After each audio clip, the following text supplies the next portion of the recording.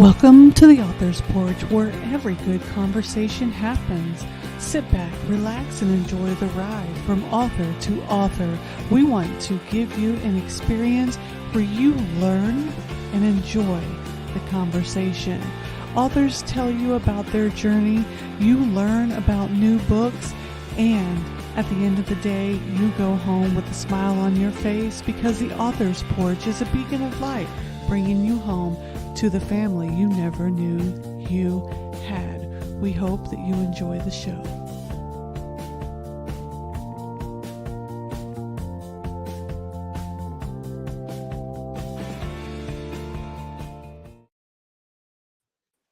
Hey everybody, welcome to the Author's Porch. I told you I was going to mess up my words. Welcome to the Author's Porch, where every great conversation happens. We're excited to have Lisa Wilkes here. Did I say your last name right? You Wilkes? sure did. Yep. Without Thank you. the E? Okay, good. Yep. I Wilkes. usually ask beforehand, but I was so excited to have the conversation with you and talk about flight attendant stuff that I didn't ask. So we're happy to have you on the show tonight, Lisa. Thanks for bringing your light here with all of us. I appreciate you featuring me. Thank you so much. And I'm excited to chat and ask away about flight attendant stuff because 13 years in and I got plenty of stories. Oh my goodness. I've got stories of me acting a fool on airplanes, but not in a bad way, a good way, because one, I'm extremely goofy, and two, I'm usually lost and confused, and three, I'm deathly afraid of flying. So I joined the United States Air Force and decided to go around the world, of course. So So what guys, made you pick the go Air ahead. Force if you were terrified of flying? Oh, because they had the best video. It seemed like it was going to be the one that allowed me still to keep my identity, speak my mind, and it had the shortest basic training. And then you And grew to appreciate planes, I would imagine, over time. no, No. I retired in 2017, ain't been on a plane since. Not gonna. Wow. Yeah, I'm just gonna be honest. I mean, it's just not my gig. Hey, we all have our thing. Yeah. Yeah, like I love the industry and I think that it is phenomenal and it is the safest. It is safer than me driving my car everywhere. It is safer than getting in any other mode of transportation. It's a control thing for me, and I know that in my head, but I still can't let it go for some reason. But we came to talk about so much more than just me and my therapy session, but thank you so much.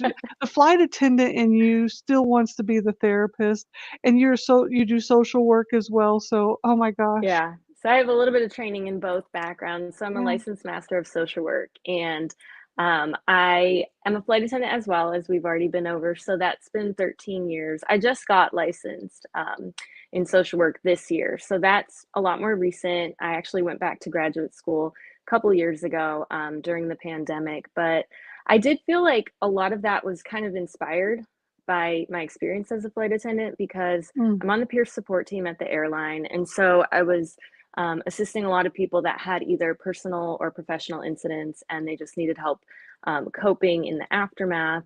And then, in addition to that, I've always, without even necessarily meaning to, I've always had a hand in philanthropy my entire life. I Wow. have been rescuing animals. The first one I can remember, I was 7 years old. I'm sure I Oh. rescued them before then. And I wrote website content for a nonprofit when I lived in Denver.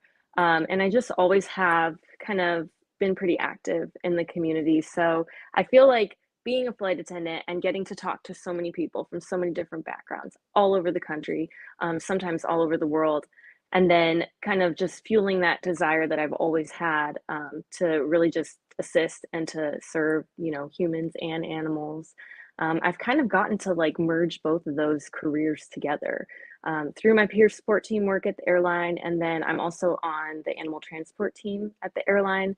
I'm on the leadership board this year. So we fly rescued cats and dogs around the country Aw. to their new homes. A lot of the really high kill states like Texas and Florida.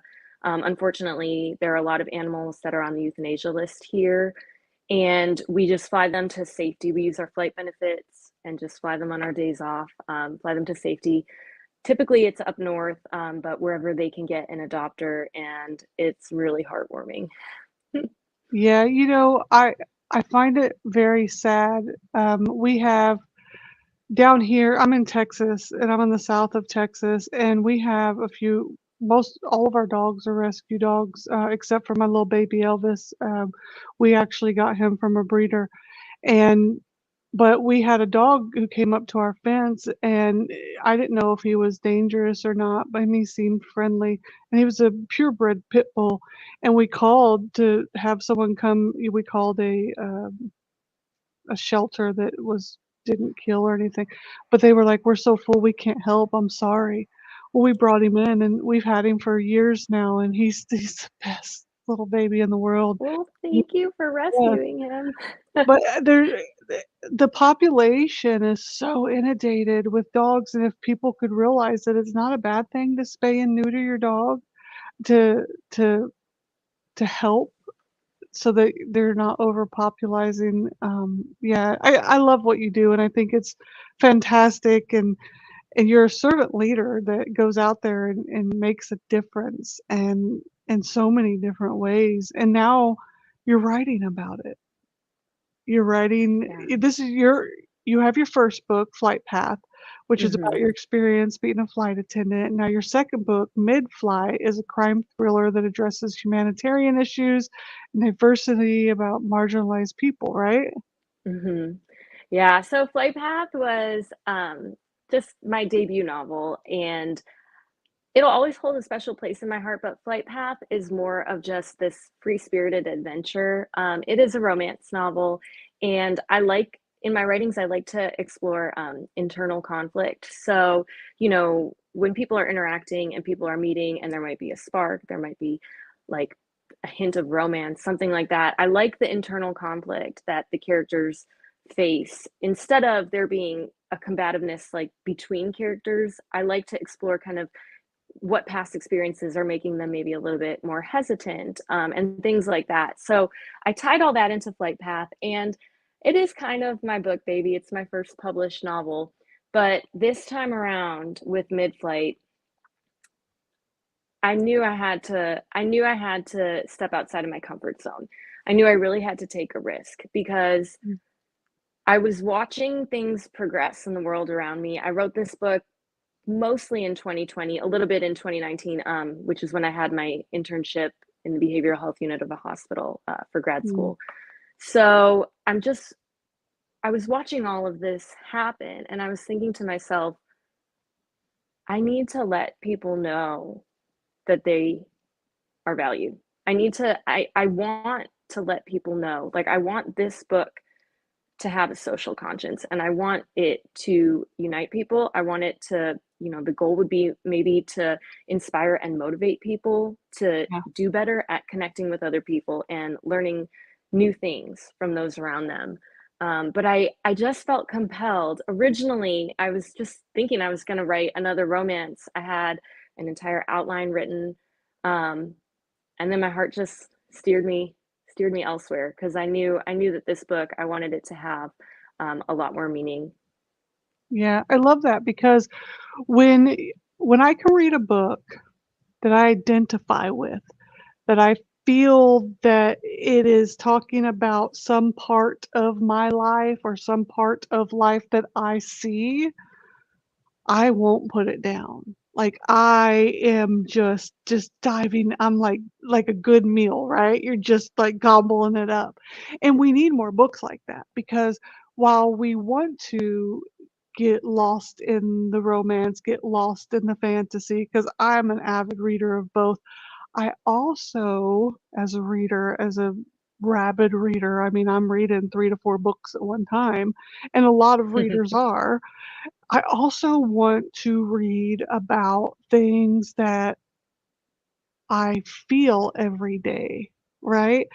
And I love when authors can bring that into a story.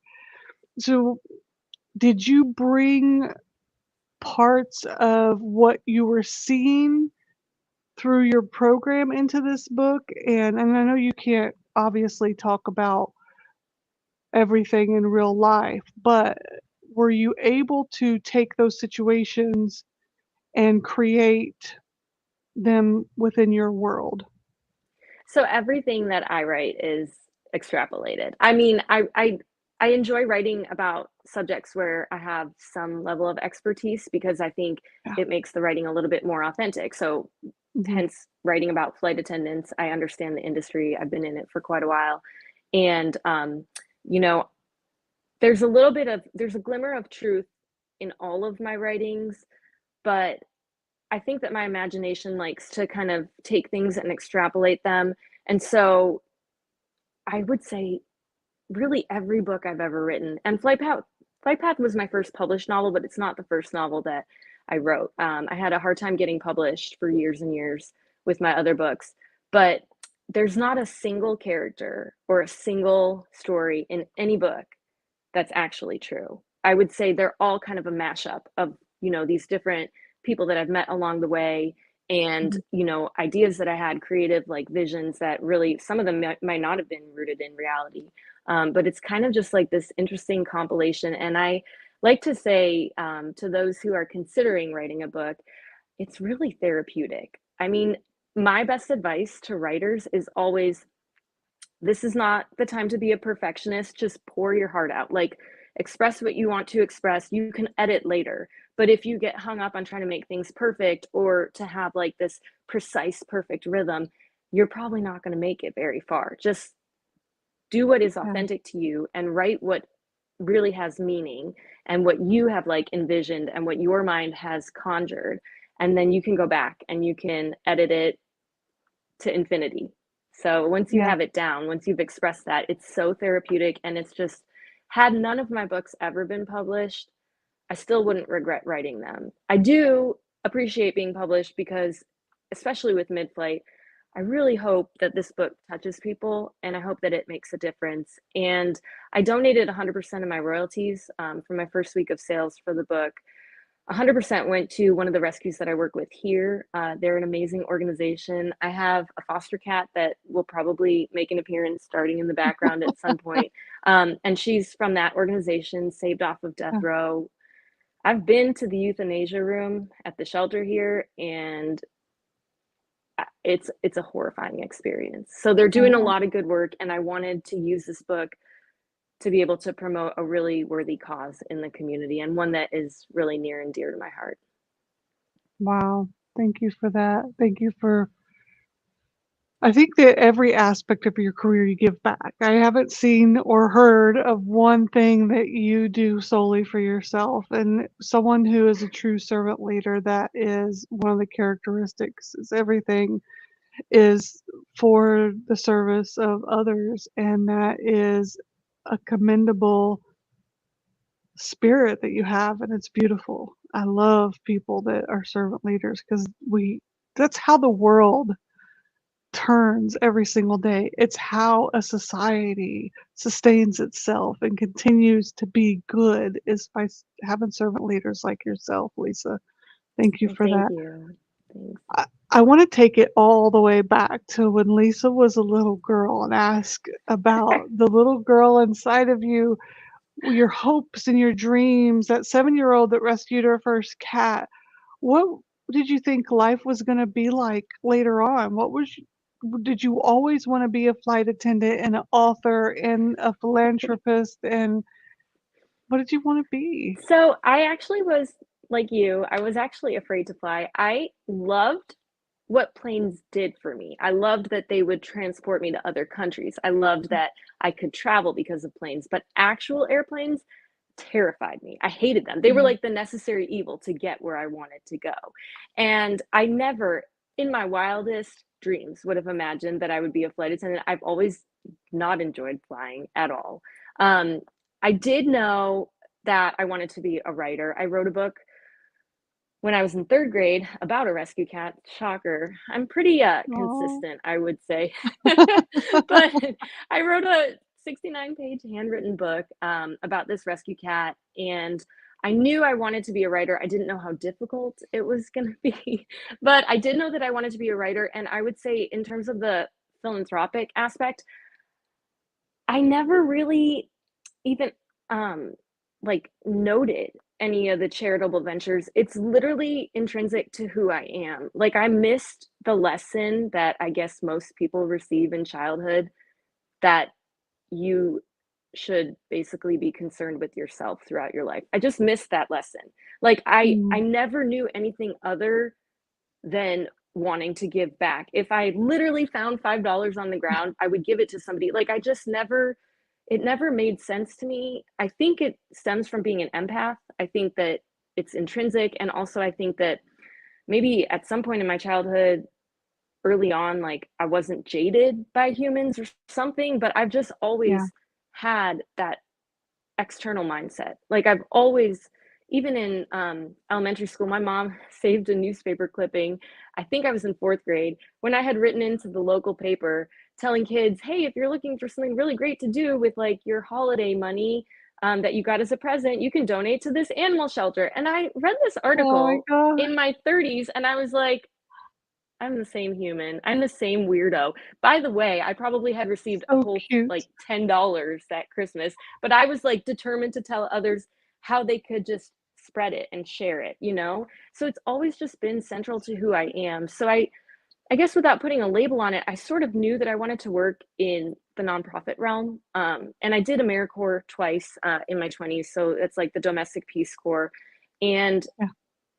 I always knew that I would rescue animals. I always knew that I loved writing. Life kicked me down so hard when I became an adult. And, you Yeah. know, after college, I'm submitting all these manuscripts and I'm getting all these rejections. And I'm thinking, is it supposed to be like this? Like, I was supposed to just be a famous author. I don't know why this is happening. I guess I must be terrible. So I applied to be a flight attendant after I did second year of AmeriCorps. So I was 25. I applied to be a flight attendant, deathly afraid of planes, because in my mind, I was going to fly to New York every single trip. I didn't understand reserve. I didn't understand how it worked. I just thought I was going to Yeah. fly to New York every single trip. I was going to network with all the publishing houses, and that would be my big break. And I would be a Yeah. famous author. And 13 years later, here we are. And I actually discovered not only do I really like planes, for me, that fear, it like gave me such bad anxiety I would shake even thinking about going on a plane. But then once Mm, I started working on a plane, it kind of became like commonplace. Like I just didn't even yeah. like now I don't even notice that we've landed sometimes. I'm like chatting on the jump seat and I'm like, oh, we're at the gate. Okay, here we are. Like it just doesn't phase me anymore. Yeah. It's so funny thinking about that scared 25-year-old that hated flying, that really just thought she was going to meet the right people in New York and then poof, the next like Yeah. whatever, Stephen King or something. Right? That's I love that story because I think that what happened was everything in your life happened in order to build you to your destination, right? And it's beautiful listening to that, and I got lost in it. I was just sitting here listening. I'm just so lost in it, and I'm just like, da da da. Then you stopped. I'm like, oh, I've got to come up with another question, right? But no, I mean, it's absolutely beautiful because we don't know when we're young. And my son did AmeriCorps, and I think that what you're saying is basically you were raised right. You know, kudos to, you know, when you were younger, at some point somebody shuffled something into your brain, whether it be our maker, whether it be your parents or whoever raised you, and showed you those morals and those values that created a human being who understands that when you give back more, you receive more. That holding it all in and going mine, mine, mine, mine, mine all the time makes you a very poor person in your heart, your soul, and financially. And that's what the world, if more people could understand exactly what you were just saying and exactly how you live your life, the fruit would be ripe for the picking everywhere. So I think it's I'll tell you what, I love that side of myself. I love that I am genuinely fueled and motivated by connecting. Like, the connections with other people and the ability to do something nice for someone else really does. It recharges my battery. I love that. I love that I just get this sense of momentum. But I will say, if I do start my own nonprofit, I am gonna need to, like, learn how to be a business person because I am the worst. I did a local vendors market 2 weeks ago, so I sell, some of my books and then some of my crafts for animal rescue, and I'm the girl that gives everything away I because I'm like, understand, right? "Oh, I know you don't have cash, just take it." Like, if I was a vet, I like to joke that I missed my calling in life because I should have been a veterinarian, but if I was a vet, I would go out of business because all I would do would be pro bono work for the rescues. That's all I would do, and I just feel like I have to train myself to, like, actually be in that forward thinking mindset because if I do start a nonprofit, there's gonna be animals that are, like, relying on me. My big dream is to have an indie bookstore, and all of the profits from the sales of all the books would go into rescuing more animals and would have, like, the friendly cats and dogs would be in the shop and would have all this, like, merch, all this, different accessories and stuff that are animal themed or book themed. So I kinda have this grand vision, but, like, if I were to do that, I can't be giving away all of my inventory. No, you don't change it all. You hire a business manager so they can be business minded for you, and you hire a handler. You need a handler. You need someone to handle you. Like, "Okay, no, come on over here, Lisa. We're gonna let the A business manager chaperone. handle that." Yes, yeah, your chaperone that says, "No, Lisa, we're gonna go over here. Your business manager's gonna handle that." And it's like, "No, no, do not give out 2,000 free of anything that she just said, okay? Good." And then they take you over back into the back office because Yeah. I think that a lot of times we try to be everything, and that's one of the things in the indie author world and in a lot of even the traditionally published authors. People who are these kind, kindred spirited souls that are into philanthropy and everything. We try to do everything. You can't do all of it. You have to segregate different parts and so that you can continue to be your authentic self and let someone do the other part of it because when you start to change who you are on the core, you lose a piece of yourself. I feel like I And can't, even when I try. Like, I really went into it with the mindset because I was raising money for the animal rescue here in Tampa. And I went into it with the mindset, like, okay, not a big goal. My goal was $100 for the night, which is kind of hard to do when you're selling little crafts. And my books, I didn't price them, it was whatever people wanted to donate to the rescue. Um, so that was my goal, $100. But then toward the end of the night, I'm like, "Ah, I gotta stop giving my books away because this girl came up and she was like, I don't get paid till tomorrow. I've always wanted to be a flight attendant." And I was like, oh my God, read this book. It'll give you an intro into the whole industry and it'll give you like a clear glimpse. And all my socials are on the back and you can contact me with any questions. And she like hugged me and walked away. And I was like, this is why I'm not going to meet my goal. but and I get that you're being pulled from both sides. You're being pulled, I need to make money to help, but I want to do everything for everybody, and it is the hardest.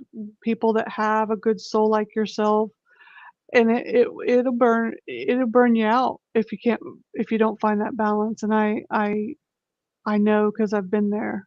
I've been burnt out quite a few times in the past 5 years because of that, exact reason right there, so but I have faith that you will find it because you have something different than what I had, which is a core foundation that you're standing on and you're going around the world, you're giving back to these shelters, you have this ability to peer mentor people and and I love what you're doing with all of it. So I wanna ask you, where did you self-publish all of your books? Mm-mm, I did not. So Okay. I had given up. I had just basically stepped back from writing novels. I just focused on songs and poems and short stories and like web content for a couple, like one business and a nonprofit, because I just was so disheartened and I was convinced that I was the worst writer that ever existed. And then when I went back to graduate school, I just remember thinking I have lifelong insomnia, so it's not uncommon for me to be awake with random thoughts at 2 in the morning. But I remember one night, I think it was like December of 2018. So I had just started grad school that semester, and I remember thinking, I am rescuing animals. I'm juggling like four major teams at the airline. I went back to graduate school in my mid 30s after like being out of like the academic realm for over a decade. What on earth made me think that just because people rejected me that I should stop writing books? Like I had the bare bones of Flight Path. I had created that when I lived in San Francisco. I think I had something like not much, maybe 20 pages written at that point. So Flight Path, my first book. And so I was like, you know what? I am not gonna determine my worth based on if other people have told me that my writing was good enough. So I'm gonna write this book. I'm gonna finish it. That's my goal. I'm gonna finish it. I'm gonna shop it out. If it doesn't get picked up, I'm gonna self-publish. Like I'm not one to quit in life, and the fact that I had quit on my dream really bothered me. So I completed it in 30 days because I become a psychopath when I like really set my mind to something. So I like completed it in 30 days during winter break because that's what everyone wants to do during winter break of graduate school is write a book. So I had completed it by January of 2019, and I signed my contract with the Wild Rose Press in New York by July of that year. And Love they them. are amazing. They are a small Yeah. publisher, but Mhm. they've received like multiple accolades over the years, and they They're definitely deserve phenomenal. every one of them. They're so thorough with like the editing process. They basically give you all the tools that you need to be successful even as a first time author that's like entering this blind. And so with this book, because Mid-Flight is not a romance novel, it's really a hybrid, but the romance is it takes a backseat to the main story. It's a Mhm, futuristic sci-fi dystopian like thriller, I guess. mhm. They focus on romance. So I was nixed for this one. I was told like, sorry, it's not our genre, but best of luck and bring us your next romance novel. And I was like, oh great, starting over. Boy, this is going to be fun. So I shopped the book out and I think it was interesting because I felt like I really tried with this book to give a voice to some people that might not have had a voice and to address issues that I think a lot of books shy away from. I mean, I guess it's not a popular topic. It's becoming more popular, but I guess it's not popular to discuss mental health and racial injustice Mhm. and homophobia. Like, I guess that isn't really what some people would consider a good read. But I did this in this thriller setting, this dystopian environment. It's kind of like if The Handmaid's Tale took place way in the future with all this like wild technology. Mm. And I found a home for this book. So I have a small publisher in Canada, which was really interesting. I was like, well, I like Canada, so we'll see how this plays out because I didn't know how the Yeah. distribution networks would work. I didn't really know anything. I will say there were some challenges, but I will say that the editors that I worked with for this book really helped kind of focus the story in certain areas because I have a lot of characters in this book. Mhm. It's a busy story. There are a lot of things going on at once. This is like a dystopian environment, and the world has kind of lost its mind. So they kind of helped sharpen some of those chapters, and they really did help immensely with the editing process for sure. That's super cool. I love that you didn't let anything discourage you. You initially you had a setback and you said, "Wait a minute, I'm gonna quit? Not my gig." And you moved forward, and then when you wrote in a different genre and you got published with the romance, and then when you wrote in a different genre in the romance publisher, which the Wild Rose Press is phenomenal. I know They're many amazing. authors. Yeah, I have I know only many good things to authors that say. are with them, and I'm just blown away. I've read all those authors' books, and I love them. I'm fangirling on them. And and then they were like, you know what? This isn't romance. That's not what we do. Which I mean, that's what publishers are there for. They publish specific genres sometimes. So then you said, okay, well, you know what? I'm going to find me somebody that does. I'm going to keep moving forward. You have this straight path, and you keep going on your path, and it's like you're not a bulldozer moving over anyone. You are the plane flying to its destination, and you're not allowing. I love my analogy. I just came up with it. I fell That asleep. was perfect. Yeah, it's Brilliant. like ding, the light came on in my brain all of a sudden. So it's great to see that you're doing that, and it's beautiful because I want every author or reader to, and every human out there, to know that they can do the same thing, whatever their endeavor is. And you show that so beautifully in what you do, and not only for yourself, but you do it for animals, you do it for other people, and it's just this light that I think everyone is going to want to be a part of. So where can people reach you so they could not only read Flight Plan mid-flight, and or also possibly reach out for some nonprofit collaboration if they wanted to? That's a great question. So my website is kind of like my one-stop shop. I have both books listed on my website. I have links that explain and then also will connect people with the rescue that I'm donating my royalties to. And I have a lot of information on there with in terms of all the different rescues that I partner with. I also have on my website a link to my Etsy site, and everything I sell on there, it all goes back to rescuing animals. So I don't turn a profit. That was never my intent. I like designing animal themed shirts. I have like bags on there. I have backpacks for kids that have little animal designs. So all of that is available on the website, but strictly to get Flight Path or Mid Flight, Amazon, Barnes and Noble, um, my website. The first book, so Flight Path, is on Apple iBooks, but Midflight, they I guess they don't work with that distributor, so it's not. But it is on Amazon and Barnes and Noble. And what's your website name? So my website is my full name, Lisa Michelle Wilkes. It's Michelle, and then Wilkes, WILKES.com. So just my name, and then Awesome. you'll see the image of me in my flight attendant uniform, and then both of my books side by side, and then there's pictures of animals scattered throughout the site because I couldn't make a website and not have animal photos. Okay, so I know most of any of the men watching are gonna go, "I wanna see her in a flight attendant uniform," because they're men and they can't help themselves. And I Well, do have a question for you.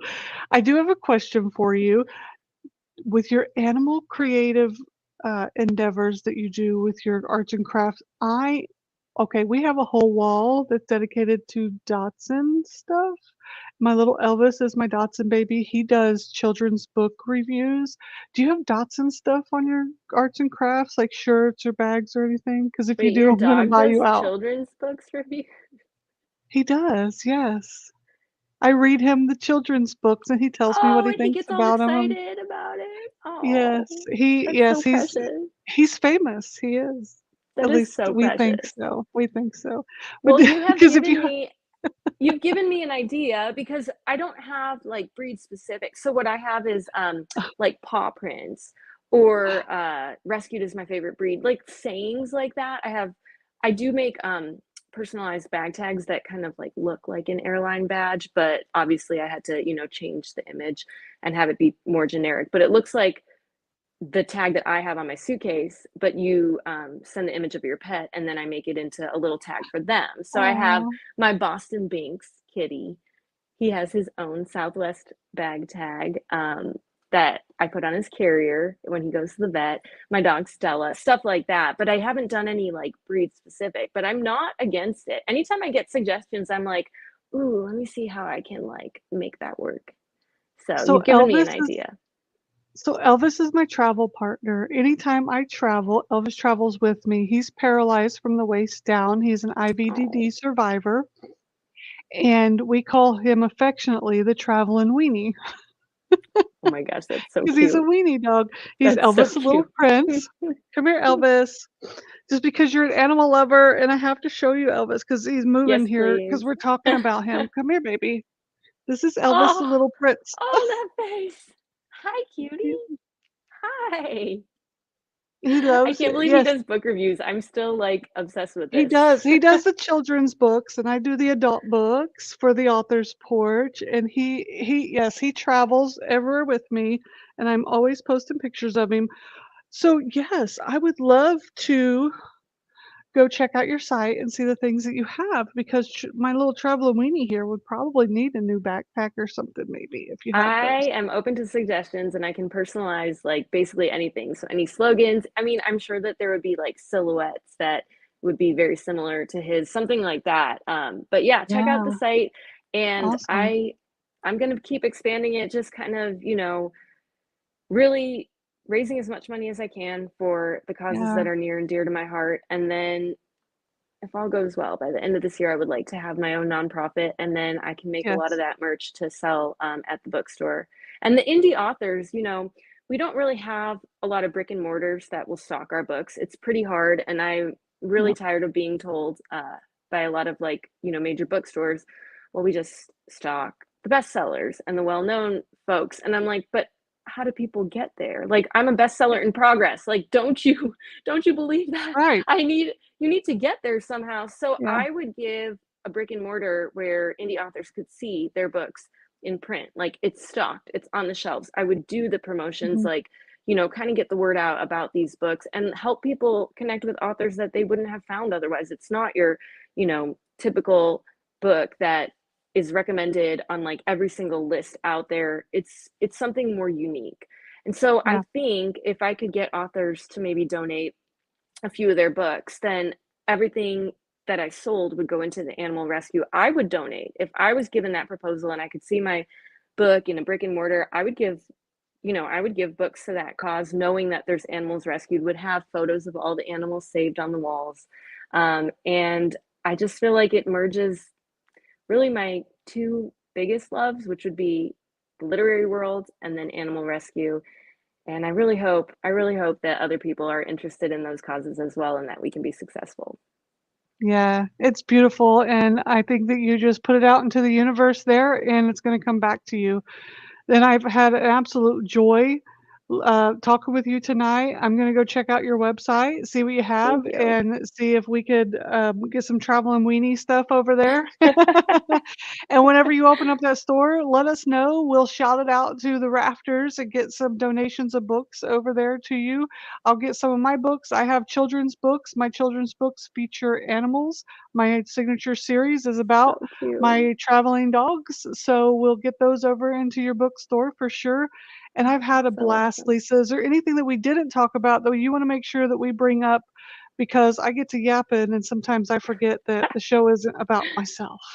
No, I've definitely enjoyed this. And I just wanted to thank you for hosting me tonight. It's been a pleasure.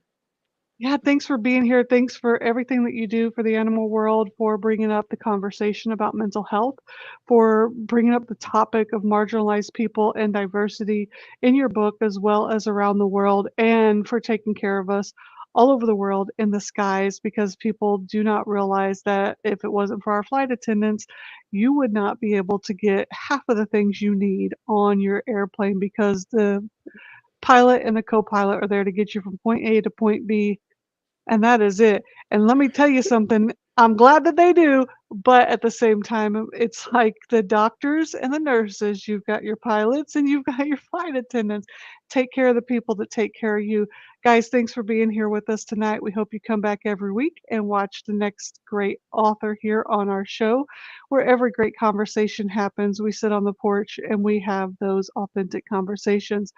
The Author's Porch magazine came out the beginning of April. Make sure you go and check it out. Head over to our website, get on our blog, and make sure that you are lifting yourself up. Take a chance on yourself. We'll see you guys next week, guys. Bye, Lisa. Bye, everybody. Bye. Thank you. Thanks.